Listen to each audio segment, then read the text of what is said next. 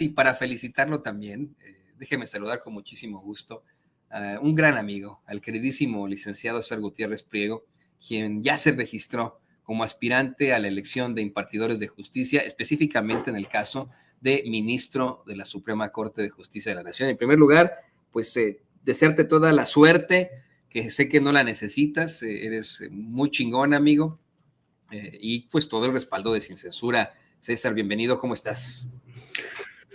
Mi querido Toño, como siempre un placer saludarte, ¿cómo has estado? Pues aquí nomás pendiente de la información de lo que está ocurriendo. Se habla de casi 20,000 registros por parte de, pues, nada más en la parte del Poder Ejecutivo frente a esta elección de impartidores de justicia. Esto pues en medio de una discusión absoluta y ardidez de parte de la derecha mexicana que siempre repite el mismo discurso. Pero bueno, bien, ¿tú qué tal? ¿Cómo estás, César? Pues bien, mi querido Toño, yo ya me inscribí, incluso ya subí el tweet, donde me inscribí para contender como candidato a ministro de la Suprema Corte de Justicia de la Nación. Lo hice por medio del Comité de Evaluación del Poder Legislativo Federal y bueno, pues con la esperanza de que podamos ser seleccionados, ¿no? Entiendo que hay muchos perfiles, habrá diferentes etapas de evaluación. De aquí a mediados de diciembre nos enteraremos si la captura de documentos fue la correcta y posteriormente pues vendrá todas estas evaluaciones que se darán dependiendo de cada uno de los comités, en donde habrá entrevistas. Estas entrevistas incluso serán de carácter público y para mediados de febrero, más bien principios de febrero, ya conozcamos cuáles van a ser los perfiles depurados, obviamente, dependiendo del número de perfiles que existan, hay la posibilidad de ir a la insaculación por medio de tómbola, y los que ya queden para febrero nos enteraremos quiénes serán los candidatos o seremos los candidatos. Cuéntanos, ¿cómo fue el proceso? Es algo que la gente quiere saber, desde la ultraderecha, desde los espacios de Chayusén Oresti, de Carlos Loret de Mola, el cedoprista, los montajes de López Dóriga, etcétera, etcétera, etcétera.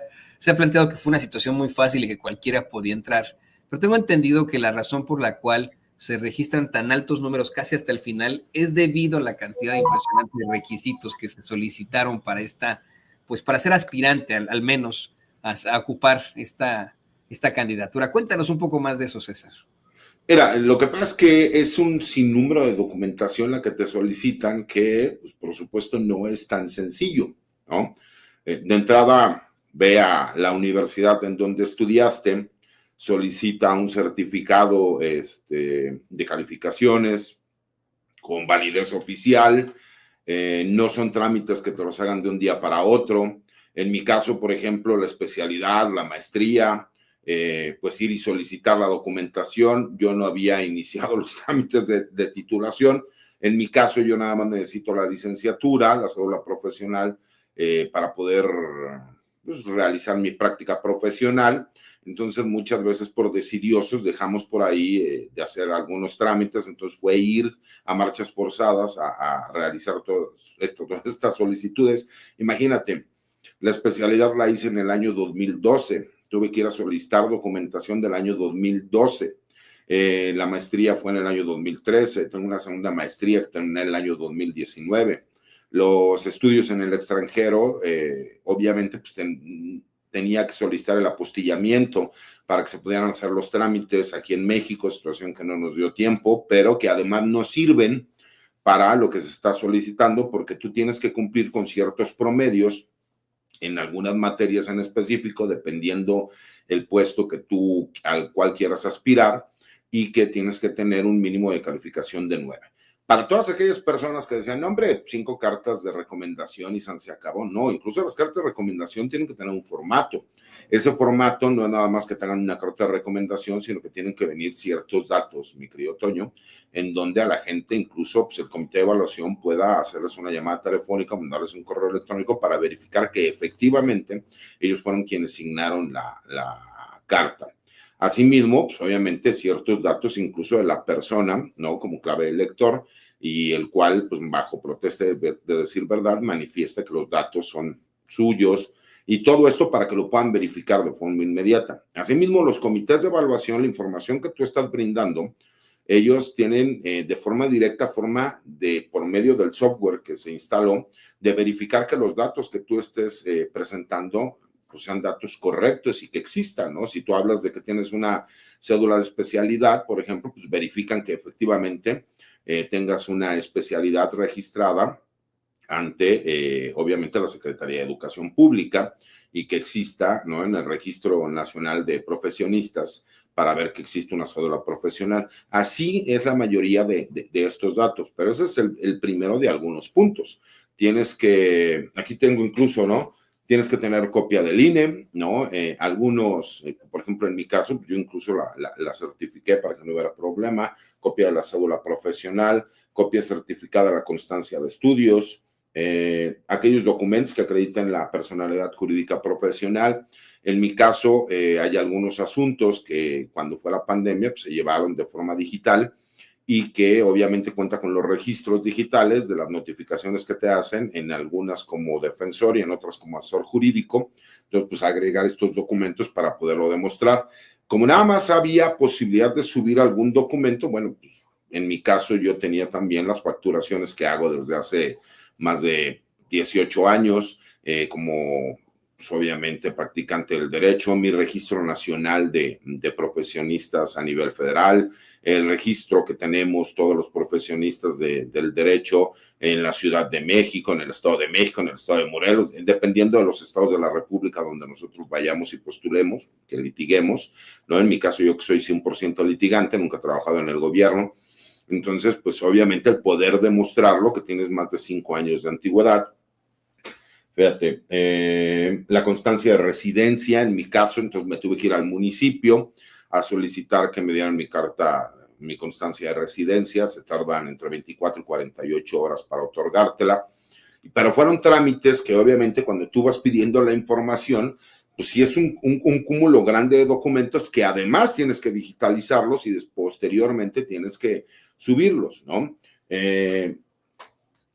Carta bajo protesta de decir verdad, que los documentos que tú estás dando, que la información que tú estás dando, no solo es verídica. ¿Por qué? Porque pues, aquellas personas que a lo mejor si hubieran información falsa, pues estarían incurriendo en un delito. Carta bajo protesta de decir verdad, carta de buena reputación, ¿no? Yo considero tener buena reputación, o por lo menos soy incalumniable, ¿no? Como lo he dicho, lo que dijeran de mí es cierto. Entonces creo no tener mayor problema. Un ensayo de 3 cuartillas con la justificación de motivos para fortalecer el sistema de impartición de justicia y por qué crees tú tener las herramientas necesarias para el cargo que quieres aspirar a postularte, ¿no? Y ahí tienes que cumplir con ciertas características que tienen que ser un tipo de letra, un tipo de tamaño, un tipo de interlineado. O sea, son pequeños detalles, pero que si no cumples, desde ahí quedas descalificado, ¿no? Las famosas 5 cartas de referencia, las cuales, como te decía, tiene que venir con cierto formato, las tienes que digitalizar también, tienes que subirlas al portal. En mi caso, tuve la fortuna de que me dieran más de 42 cartas de referencia y tuve que escoger 5 para poderlas subir, ¿no? Y una semblanza curricular, un currículum, todo igual digitalizado para poderlo subir y que se tuviera toda esa información. A grosso modo, si no mal recuerdo, me parece que esa es toda la información que se tenía que subir. Después vino la problemática de que a lo mejor una persona como yo, que no es especialista en cuestiones de computación, pues la complicación de que los documentos fueran muy pesados, saber cómo hacerlo, tuve que pedir que me apoyaran, me asesoraran. La verdad es que cuando ya tienes la documentación, a lo mejor el registro puede ser rápido. El problema es que vas checando la información, vas digitalizándola, subes la documentación, te das cuenta que hay un problema con la información que estás subiendo porque es demasiado pesado el archivo. Entonces tienes que pedir a las personas que saben un poco de esto que te apoyen y que te ayuden. Y en el caso, ese fue en el portal del legislativo, que es en donde yo me inscribí. Y estaba el portal también del Ejecutivo Federal, en donde de inicio, también tienes que presentar el CURP, acta de nacimiento, certificada, una serie de requisitos. Y en el de presidencia, para ingresar tenías que meter los datos de tu CURP, ¿no? con eso se iniciaba el trámite y es casi la misma documentación, nada más que en la carta de residencia te aceptaban el que tú presentaras el INE si no tenías la carta de residencia. A grosso modo, eso es más o menos, ya cuando por fin puedes subir la información, en mi caso me tardé más de 2 días para poderlo hacer de forma correcta, te llega un correo electrónico, ¿no? Primero te llega un correo electrónico en donde se te da una clave de acceso para que puedas iniciar el procedimiento. Y posteriormente, cuando ya concluyes el cuestionario y la carga de documentos, te llega un segundo correo en donde te dicen que por lo menos esa primera etapa de inscripción ya la cumpliste y que ahora será parte de evaluación, quienes revisarán que efectivamente la documentación que tú hayas presentado sea la que se solicitó en la convocatoria y entonces sí ya puedas pasar a la siguiente etapa, que sería una tercera etapa, en donde van a evaluar, de acuerdo a los porcentajes, ¿no? Cuál es el tipo de calificación que se le darían a los perfiles, desde la preparación académica, obviamente la experiencia profesional y por último la buena pública, ¿no? Que es como se conoce al buen nombre de las personas que se pudiesen tener al ejercer la profesión de abogado. Y a grosso modo, mi querido Toño, eso es parte del proceso de cómo se lleva a cabo para la inscripción en cualquiera de las modalidades que estuvieras buscando, ya sea ser juez, magistrado o ministro. No, y por supuesto que se entiende que hubo, vamos, un poco de tardanza para que los aspirantes y las aspirantes pudieran presentar toda esta documentación. Si me lo permites, me parece un tanto injusto pensar que tú, que eres un gran abogado, también el queridísimo doctor Isaac de Paz, que son grandes abogados, hombres de ley, hombres de justicia, mujeres y también de ley de justicia, se hayan tenido que enfrentar a tanto papeleo, a tanta burocracia, a tanto requisito, cuando los actuales impartidores de justicia que tenemos, que son una bola de corruptos, ¿no? La gran mayoría tuvieron el pase automático y muchos de ellos ni siquiera quisieron entrarle a los catorrazos. Muchos de ellos dijeron, bueno, pues yo ya me retiro, ya me voy con mi lana, como lo hizo el famoso juez Gómez Fierro, el magistrado Gómez Fierro. Y bueno, yo te quiero preguntar, ¿qué le vas a decir tú al público de Sin Censura? ¿Y qué le vas a decir a los mexicanos y mexicanas con tal de convencerlos de que eres el mejor candidato para ocupar ese puesto, el puesto de ministro de la Suprema Corte de Justicia de la Nación? Te lo pregunto porque te vas a enfrentar a distintos públicos. No solamente te invitamos aquí a Sin Censura, donde eres pues parte de nuestros pilares, miembro absoluto de este gran equipo de Sin Censura, sino que constantemente te invitan a otros espacios, ahí en Televisa, en Milenio, en Grupo Imagen, te invitan también ahí a Radio Fórmula. ¿Cuál es el mensaje? ¿Cómo buscas convencer tú al mexicano y a la mexicana de que eres el candidato idóneo para ocupar ese puesto en la Suprema Corte de Justicia de la Nación, César? Mira, Toño, yo no sé, y te lo digo con mucha franqueza, no dudo que existan perfiles mejores preparados que el mío, por lo menos en papel, ¿no? Que es a lo que voy. Hay gente que a lo mejor ha dedicado su vida al estudio, pero lo que sí les puedo decir es que durante más de 20 años de experiencia que tengo como abogado litigante, postulo en materia penal, y que me he dedicado a la defensa no solo de personal militar, sino de personal policíaco, de personas de la sociedad, de asociaciones civiles, ¿no? También de empresas particulares. Me han pasado ciertas situaciones que me parece que todos las hemos vivido, pero yo en lo personal viví una situación muy particular que la he platicado con ustedes y que es un hecho público, ¿no? La situación de mi señor padre, en donde yo en carne propia tuve que vivir las injusticias de un gobierno autoritario, que tuve que vivir las injusticias del Poder Judicial, en donde, pues, en vez de aplicar la justicia, lo que hicieron fue tomar parte en un hecho de carácter político, pues, para destruir y despedazar a una persona. Y creo que hay miles, si no es que millones de mexicanos que se pueden identificar con este reclamo.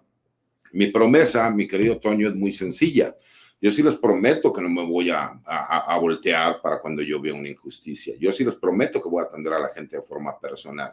Me parece que lo importante de esta reforma constitucional y el hecho de que podamos elegir a los que van a ser los juzgadores federales de nuestro país y posteriormente a los juzgadores locales, es el hecho de que vamos a conocer a las personas y de que sí vamos a poder llegar y exigirles el hecho de que nosotros les dimos el voto.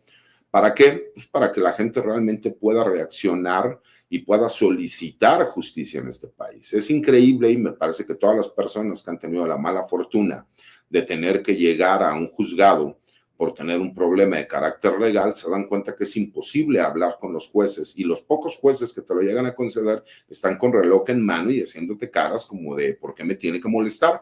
¿No? Cuando me parece que lo más importante es esa cercanía que tiene que existir con la sociedad. Y también reconocer algo, mi querido Toño, yo tengo mucho respeto por aquellos jueces que son honestos, que son honorables, que hacen su trabajo con dignidad y que aplican la justicia sobre la legalidad. Y mucha gente me dice, en una sociedad no puedes aplicar la legalidad sobre la justicia. Yo que en esencia soy penalista, me parece que la justicia tiene que ser muchísimo más importante que la legalidad, en mi caso particular y personal. Pero asimismo soy de las personas, mi querido Toño, que considero que justicia, ¿no? Que no es pronta y expedita, no es justicia. No podemos seguir viendo casos, ¿no? Como el de Israel Vallarta, que tengan cerca de 20 años, ¿no? Que siguen estando procesados y que no hay una sentencia. Para bien o para mal, con todo y que se ha demostrado que fue un montaje, que hubo tortura, que una coacusada, ¿no? Como esta ciudadana francesa que ya salió en libertad desde hace muchos años, por el hecho de que hubo apoyo por parte del gobierno de Francia, nosotros sigamos viendo a una persona que sigue pagando por lo que todos conocimos y supimos, ¿no? Que fue un montaje. ¿Cómo es posible? Y ahí es donde viene el reclamo para todos estos jueces, magistrados o ministros que no son tan honorables como los que sí mencioné en un principio y por los cuales sí siento respeto, que sí aplican, ¿no? Todas estas violaciones a los derechos humanos y al debido proceso cuando son perfiles, ¿no? Altos perfiles, ya sea de grupos criminales, empresariales, delitos de cuello blanco, políticos, pero para con el ciudadano de a pie no sucede. ¿Y por qué hay tantas recomendaciones, ¿no? De resoluciones de la Comisión Interamericana de los Derechos Humanos, derivado de las sentencias de la Corte Interamericana de los Derechos Humanos por violaciones a un gran número de la población en nuestro país de origen indígena, en donde no se le respetaron los derechos humanos, los derechos procesales y que terminaron sentenciando a personas que ni siquiera sabían por qué estaban siendo procesadas? Me parece que eso es lo más importante, mi querido Toño, que toda aquella persona que ha sufrido una injusticia tenga la oportunidad de que un ministro de la Corte los va a escuchar de forma directa. Lo bueno de esta reforma, mi querido Toño, es que por primera vez en la historia de nuestro país vimos a jueces, magistrados y ministros salir a las calles, a las redes sociales, a los medios de comunicación, a compartir y hablar con la gente. Me parece que deberíamos empezar por el hecho de que no se les tendría que llamar su señoría, sino que tendríamos que ser muchísimo más accesibles para con la sociedad y para con los litigantes, para con las personas que están con un problema de carácter legal, escuchar de forma directa a la gente y no nada más quedarnos con lo que dice el papel, porque el papel no muestra lo que está viviendo el ciudadano todos los días. Creo que si nosotros realmente tuviéramos la intención de cambiar y cambiarlo para bien, teniendo un compromiso, creo que con eso le daríamos una gran certeza jurídica, no solo al país, sino a toda la ciudadanía, mi querido Toño. Sí, exactamente, hace falta esa cercanía. Te soy perfectamente honesto, César, y querido público consentido, no sé si deba yo incluso confesar esto, pero yo honestamente siempre me siento intimidado por la figura de un impartidor de justicia, ya sea juez, magistrado o ministro, por la tradición de la que hablas y que ocurre desafortunadamente, la mala tradición de nuestro poder judicial. Personas a las que hemos concebido como pues funcionarios con todo el poder que tienen en sus manos, vamos, la decisión sobre la vida de una persona de un momento para otro. A mí siempre me ha intimidado la figura del impartidor de justicia, siempre, ¿no? Decir, oh, es que este cuate es un juez, ni te metas con él, no voy a hacerla de malas, son gente con muchas influencias, con mucho poder y que efectivamente puede acabar con tu vida y porque desafortunadamente así es como lo han actuado durante pues todo este tiempo que hemos sufrido al Poder Judicial en México, ¿no? En cuanto a la corrupción que se estableció desde que toma el poder el Partido Revolucionario Institucional, ¿no? Todas estas estructuras. Y tienes toda la razón, necesitamos a alguien en quien sí podamos confiar, alguien que no nos va a causar alguna preocupación, que no nos apantalle, por decirlo así, nos intimide, nos dé miedo, alguien a quien nos podamos acercar como el juez, que sabemos que va a determinar con justicia, en el que podemos o en la que podemos confiar. Por eso es que, en la opinión de este servidor, bueno, un gran aspirante y el candidato idóneo para ocupar un puesto de ministro en la Suprema Corte de Justicia de la Nación es el licenciado César Gutiérrez Priego. Ahora bien, antes de que nos vayamos, César, fíjate que hoy en la mañanera se mencionó un caso muy fuerte y muy importante que creo que también a ti te ha causado mucho interés, y es el de este equipo de fútbol americano de jóvenes, de muchachitos que buscan pues llegar a competir en Las Vegas, Nevada. No sé si nos quieras platicar algo al respecto de esto. Mira, claro que sí, Toño. La realidad es, creo que la gente lo sabe, yo soy un apasionado del fútbol americano, es el deporte que más me gusta a mí, porque además fue el deporte que me dio la oportunidad de poder estudiar una carrera, gracias a una beca deportiva que me dieron en aquel momento el coach Guillermo Villalpando, que lo conocemos como Colio, y el coach César Martínez, que lo conocemos como el Negro. Y gracias a ese amor que tuve por el fútbol americano y tuve la oportunidad de tener una beca deportiva, pues siempre fui muy apegado a este deporte. Obviamente a alguno de mis hijos pues, le gustó también el hecho de fútbol americano, y pues es un muchacho que desde los 5 años empezó a practicar este deporte con grandes habilidades. En este momento que él tiene 12 años, ya rompió todos los récords de su señor padre, tiene más touchdowns, y la verdad es que es un muy buen muchacho, y hubo la posibilidad, hace un año lo invitaron para que se fuera a probar a lo que es la selección de fútbol americano de nuestro país en la categoría infantil. Y obviamente mi hijo fue. Cuando llegó mi hijo, pues tuvo que luchar pues contra veteranos que ya tenían ese puesto, lo juega en la posición de quarterback.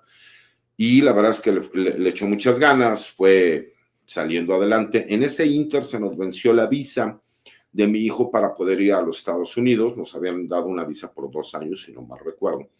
Y cuando nosotros íbamos a iniciar el trámite, el personal de la selección nos dijo que no nos preocupáramos, que ellos podían hacer la gestión, porque pues todos los años lo hacían, y como van representando al país, no tenían mayor problema, y siempre les habían otorgado las visas, salvo cuando fue la época del COVID, porque se cerró la frontera, por así decirlo. Entonces, pues nosotros nos confiamos a que iba a darse esta situación, que no íbamos a tener mayor problema. Tuvimos que tener una dinámica familiar complicada, porque él tiene que entrenar todos los fines de semana, y además entre semana pues él entrena con su equipo todos los fines de semana. Pues obviamente yo soy padre divorciado, aunque tengo una muy buena relación con mi ex esposa y con su actual esposo, pues nos pusimos de acuerdo para que mi hijo pudiera ir a entrenar los sábados y domingos, yo recogerlo el domingo después de entrenar, pasar a lo mejor menos tiempo con él, pero siempre pues tratando de apoyar este sueño. Lamentablemente, nosotros el fin de semana antepasado, no este que acaba de pasar, sino el anterior, fuimos a la entrega de jerseys, que es la foto que están mostrando, la entrega del equipo, ¿no? Que iban a llevar, todos con la ilusión, ¿no? De que pudieran participar representando a nuestro país. Ellos juegan este torneo representando a México contra equipo de los Estados Unidos y de Canadá. Me parece que algunas veces también ha ido el equipo de Japón, y que, pues obviamente siempre con la intención, pues de poder desarrollar el deporte.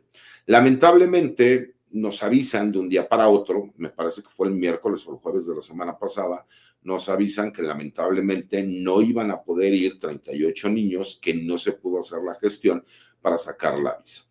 Obviamente en nuestra desesperación, la mamá de mi hijo, el esposo de mi ex esposa, pues solamente se organizaron con un grupo de padres de familia para checar esta situación, me pidieron el apoyo, le dije, pues obviamente que voy a apoyar, es mi hijo quien está también sufriendo esta situación, y son varias categorías, ¿no? Las que van a representar a México en los Estados Unidos.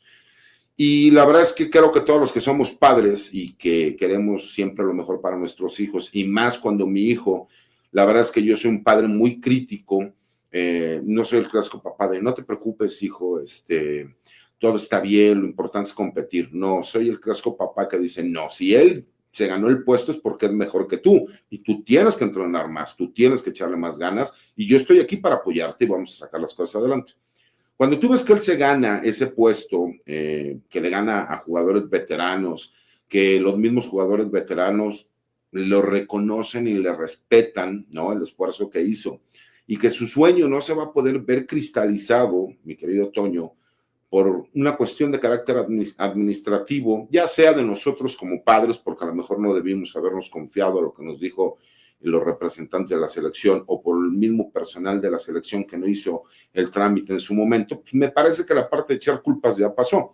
Entonces, por lo mismo, desde la semana pasada estuvimos solicitando el apoyo de Presidencia de la República, de la Secretaría de Relaciones Exteriores, porque tenemos todavía una pequeña esperanza. Y esa pequeña esperanza es que les den un permiso, ¿no? Por parte de la Embajada de los Estados Unidos para, aunque sea 2 semanas o 2 meses, ¿no? La verdad es que no sé cómo sea, pero sé que existen este tipo de visas, pues para que los muchachos puedan ir realmente a jugar, e incluso tenemos un plan B, que es, sí, pues, no, un boleto de avión de aquí a Tijuana, de ahí una camioneta para pues llevarlos a Las Vegas por carretera, ya con la visa, y que puedan ellos llegar a jugar, ¿no? ¿Por qué? Pues porque es el sueño de niños que pues estuvieron durante un año luchando por ganarse un puesto y que puedan tener esa oportunidad. Entonces, por eso, mi querido Toño, es que hemos estado tan insistentes y me ha tocado de todo en las redes sociales, ¿no? Desde la gente que apoya y que entiende y hasta el que diga, ya ves, Chairo, maldito desgraciado, tu hijo no tiene visa por ser un pinche comunista. Pues sí, si mi hijo no va a tener visa por ser yo rojillo de pensamiento y apoyar al gobierno de la Cuarta Transformación, pues ni modo, tendrá que jugar fútbol americano en México mi hijo, pero me parece, ¿no? Y creo, mi querido Toño, que por eso yo aspiro a ser ministro de la Suprema Corte, porque yo quiero que no pase con mis hijos lo que pasó conmigo, que les echen culpas, ¿no? Que tengan que ver con sus padres, cuando yo ya he explicado muchísimas veces qué es lo que sucedió con mi señor padre y la traición que hubo por parte incluso de un presidente de la República. No quiero que mis hijos tengan que estar sufriendo por algo que pues, ellos ni siquiera vivieron, ¿no? Y que puedan tener todas las posibilidades que nosotros podamos dar. Imagínate, ¿no? 38 niños que se ganaron su lugar a base de esfuerzo, de trabajo, porque hay niños que venían todos los fines de semana a la Ciudad de México, de Veracruz, de Querétaro, del estado de Morelos, de Colima, de Zacatecas. O sea, estamos hablando de muchachos y padres que hicieron un gran esfuerzo, mi querido Toño, y pues queremos por lo menos demostrarles a nuestros hijos que la esperanza es la última que se pierde. Me decía un papá, me decía, oye, pero es que ya tenemos el marcador en contra, vamos perdiendo 28-3, ¿no? Le dije, bueno, incluso Tom Brady, que no es santo de mi devoción, pero reconozco que es tal vez el mejor quarterback de la historia, remontó un 28-3. ¿Por qué no les demostramos a nuestros hijos que no importa lo que pase, siempre tenemos que luchar hasta el último segundo para que puedan cumplir sus sueños? Y aquí tiene nuestro apoyo, César, el apoyo del público, aquí lo están escribiendo para ti, para tu retoño. Aquí en nuestros chats nos escriben todo este apoyo.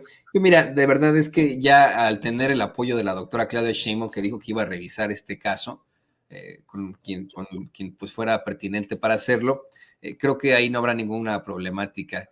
Es de verdad, ¿no? Cuestión de que se hable con la embajada y con las autoridades de Estados Unidos de, pues simple y sencillamente son chamacos que quieren ir a jugar a este Mundial de Fútbol Americano y se acabó y se regresa. ¿Y cuál es el problema? ¿No? O sea, es de verdad hay otra cosa que se tiene que plantear desde un principio aquí en Estados Unidos, pues no tendría por qué haber algún tipo de cuestionamiento a la ideología de uno basándonos precisamente en la primera enmienda de la Constitución. Además, en ningún momento de la Declaración de Independencia o de la misma Constitución de los Estados Unidos dice que alguien debe de ser de pensamiento capitalista neoliberal en este país, ¿no? Los principios de la Declaración de Independencia es la búsqueda de la felicidad, el respeto a la vida, a nuestros derechos, ¿no? O sea, es a la igualdad específicamente. Y en un momento dice, y todos van a tener que ser neoliberales y capitalistas, ¿no? Pues no es una infamia absoluta y pues ten en cuenta que tienes aquí con nosotros todo nuestro apoyo y yo estoy seguro de que se va a remontar ese ese marcador al final con un gol de campo, ¿no? Vamos a llegar ahí al 29-28.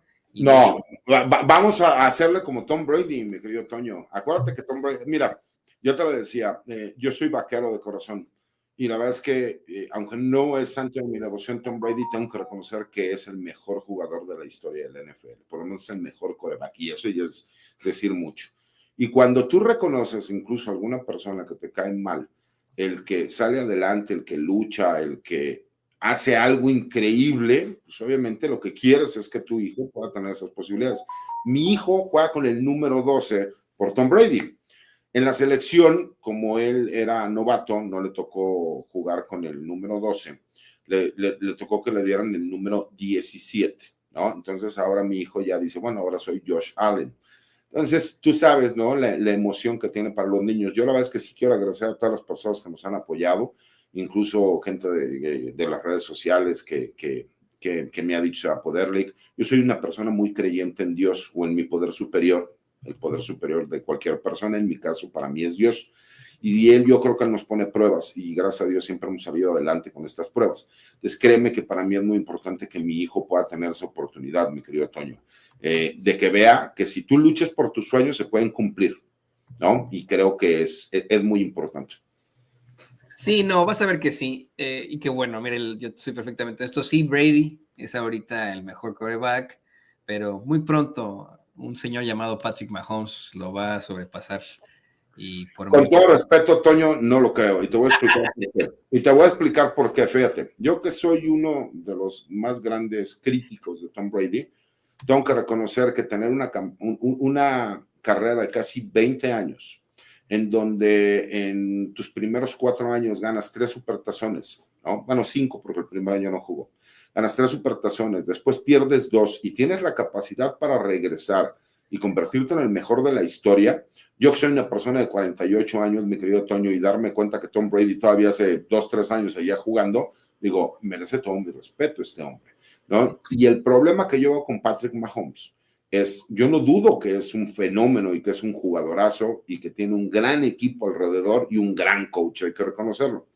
El problema es la longevidad, mi querido Toño, porque son capacidades distintas. Tom Brady hacía que sus compañeros jugaran mejor. Me parece que Mahomes sigue siendo él quien tiene que hacer esa jugada, ¿no? Que hace falta. Esperemos, me encantaría ver a una persona como Patrick Mahomes que llegara a 11 supertazones y ganara 8. Lo veo muy complicado. Sí, vamos a ver, pero, y es más, yo te invito a ver si se puede antes de que empiece ya pues la locura, a ver si se puede, ¿no? En que en algún momento veamos, a pesar de estas cuestiones de la visa y etcétera, un partido de los Chiefs, porque yo sí creo que Mahomes en estos momentos es la mente y la fuerza para que su equipo consiga siempre llegar a donde está, ¿no? Ahorita sí le está, vamos, yo lo veo a él. Bueno, y Kelsey, ¿no? Que le toca besito de la Taylor Swift, entonces luego sale inspirador. Ese es Kelsey. ¿No? Kelsey. Pacheco, que es un jugadorazo. Sí. No, me encanta el fútbol americano, mi querido Toño. No me sé ni siquiera bien el nombre de los jugadores del Cruz Azul, que soy súper fan, pero del fútbol americano sí. Creo que me sé la mayoría de los equipos, los jugadores notables. No, lo bueno esto es que, por ejemplo, Mahomes se ha mantenido, sí, a raya de la política, a pesar de que él constantemente apoya muchísimas de las fundaciones en pro de los jóvenes de escasos recursos aquí en Kansas City. Oye, Toño, fíjate. Su esposa es trompista, ¿no? Su esposa es la dueña de Current. ¿Qué es lo que yo le podría decir a la gente para que votaran por mí? Pues que siempre he sido el menospreciado, el chico, el que no me ven venir, el que, no hombre, pues es que no tiene posibilidades y que pues soy como cualquier ciudadano, ¿no? No falta el que trate de restarle méritos a tu trabajo y dice, no, bueno, pero es que por quién era su papá, pues me imagino que mi papá iba conmigo a la universidad, o mi papá iba conmigo a los juzgados, o mi papá le tocó que tuviéramos que ir a la Corte Interamericana de los Derechos Humanos, o ir a los juzgados militares o a los juzgados federales, aguantar que la gente te dijera una serie de barbaridades, que te ofendieran, que personal militar te secuestrara. O sea, me imagino que mi padre estaba todo ahí. Pues no, obviamente yo lo que quiero es tener la oportunidad, mi querido Toño, de cambiar, pero cambiar en serio de raíz lo que es la impartición de justicia en este país. Eso es lo que yo quiero, que puedas tener realmente un ministro. Hasta que llegó Lenia Batres, ¿cuándo habías visto tú, con todo respeto, Toño, que una ministra o un ministro saliera a convivir realmente con la gente, a platicar qué es lo que pasaba, qué es lo que sucedía? O sea, simple y sencillamente ellos se creían de otro nivel completamente. Si los jueces, como tú lo decías, mi querido Toño, ¿no? Como te digo, hay grandes jueces que merecen todo mi respeto, aquellos que sí son honestos, aquellos que son valientes, aquellos que son justos. El problema es que hay un grupo importante de jueces, magistrados y ministros que son unos corruptos que siempre apoyan, ¿no?, a ciertos personajes y grupos por intereses personales. Esos son los que no queremos nunca volver a tener. Pero eso, nada más tener la oportunidad, mi querido Toño, de cambiar las cosas. Todas aquellas personas que hemos tenido que pasar por una injusticia en la vida, tener la posibilidad después de cambiarlo, bueno, yo creo que eso lo agradecería todos los días de mi vida y vería, ¿no?, cuál es la diferencia entre las personas que sí tenemos ganas de hacer las cosas. Y me parece que también sería un triunfo para los que somos abogados litigantes en este país. Mucha gente piensa que los méritos son única y exclusivamente por haber trabajado en el gobierno o por trabajar en el Poder Judicial. Me parece que no. Me parece que también los que vamos y tenemos que gastar suela del zapato todos los días, ir a la agencia del Ministerio Público, ir a los juzgados y tener que fajarnos en audiencias contra 15 ministerios públicos, ¿no? Y que aquí estamos 2 abogados bien aferrados defendiendo los intereses de nuestros clientes, pues también merecemos reconocimiento y tenemos el mérito como para poder hacerlo. Entonces, si la gente cree que yo tengo cualquier posibilidad, pues que me apoyen. Y si no, que busquen un mejor perfil y créanme que si no soy yo candidato, apoyaremos al mejor perfil para que sea la continuidad de la Cuarta Transformación. Porque si nos descuidamos, mi querido Toño, perfiles como el de Roberto Gil, que son ultraderechistas, que sería revivir al calderonato, pueden colarse, mi querido Toño, y tienen los votos para meter 2, 3 ministros. Imagínate hacer una reforma para que ellos terminen siendo ministros de la Suprema Corte, pues sería una locura, ¿no? Y yo creo que la peor debilidad de los adversarios del licenciado César Gutiérrez Priego es subestimarlo. Y se la van a Pérez Prado con eso. Que no con todo y orquesta, dijeron por ahí, mi querido Toño, con todo y orquesta. Con todo y orquesta. Pues querido César, ya sabes que aquí tienes el apoyo de Sin Censura, de su público, que ya te llama ministro. En los chats tú lo puedes ver. Público conocedor, chinga. Público conocedor. Ya le llama ministro al queridísimo César Gutiérrez Priego. Yo te pido, por favor, que nos compartas tus redes sociales para que pues, la gente siga en contacto contigo, te busque, te haga estas preguntas, te haga estos planteamientos y te apoye también en lo que está ocurriendo en estos momentos. Por favor, compártenos tus redes sociales. Claro que sí, Toño. Mira mi cuenta de Twitter, ahora X, anteriormente Twitter, que es @CesarGutiPrim. Todos los martes escribo una columna de opinión para La Silla Rota.